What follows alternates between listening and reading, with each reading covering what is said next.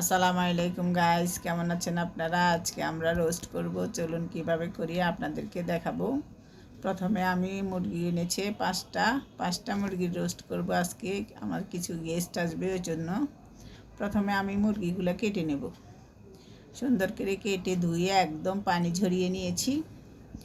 এবার আমি রান্নাটা শুরু করব। প্রথমে একটা লেবুর রস পুরাটা দিয়ে দেবো, আর লবণ দেবো, দিয়ে মেখে রাখবো। এই যে এবার লবণও দিয়েছি, দিয়ে মেখে রেখেছি। আর এখান পাতিল বসিয়ে তেল গরম দিয়ে পেঁয়াজ বেরেস্তা করে নেব। পেঁয়াজগুলো দিয়ে দিলাম, আর এখানে কাজু বাদাম আর পেঁয়াজ কাঁচামরিচ পেস্ট করে নেব। এবার পেঁয়াজ বেরেস্তা হয়ে গেছে, এবার দারচিনি এলাচি দিয়ে দেব।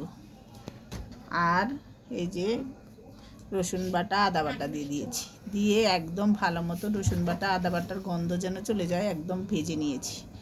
এবার আমি মুরগিগুলো দিয়ে দিলাম, দিয়ে তবে আমরা 10 মিনিটের মতো ভাজবো। একদম মানুষের তো তেলের মধ্যে মাংসগুলো আগে ভেজে নেয়, আমি এই পেঁয়াজ বেরেস্তার সাথে ভাজবো, যেন অন্যরকম একটা ফ্লেভার আসবে খেতে। একদম অন্তত 10-15 মিনিট আমি ভেজে নিয়েছি। এবার আমি এই যে কাঁচামরিচ কাজু বাদাম আর পেঁয়াজের পেস্টটা দিয়ে দিলাম, দিয়ে আরও কিছুক্ষণ ভেজে নিলাম। নিয়ে এবার টক দইটা একদম ভালো মতন ঘুটে দিয়ে দিলাম, আর 1 চামচ টমেটো সস দিয়ে দিলাম, দিয়ে আরও কিছুক্ষণ ভেজে নিলাম। একটা একটা করে মশলা দিচ্ছি, আরও কিছুক্ষণ ভেজে নিচ্ছি। এভাবে রোস্টটা রান্না করলে অন্যরকম একটা স্মেল আসে। এখন আমি রোস্টের মশলাগুলো দিয়ে দিলাম, 2 প্যাকেট রোস্টের মশলা দিলাম, দিয়ে এবার আরও কিছুক্ষণ ভাজবো মশলার সাথে।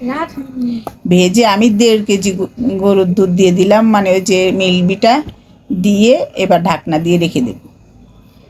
এবার চুলাটা মিডিয়াম আঁচে দেব, কতক্ষণ পর পরে হালকা করে নেড়ে দেব যেন মাংসগুলো না ভাঙে। এবার 1 চামচ চিনি দিয়ে দিলাম। চিনিটা অপশনাল, আপনারা খেতে ভালো লাগলে দিবেন, না দিলে চলবে, কোনো সমস্যা নেই। এবার আমি রান্নাটা নামিয়ে নেব।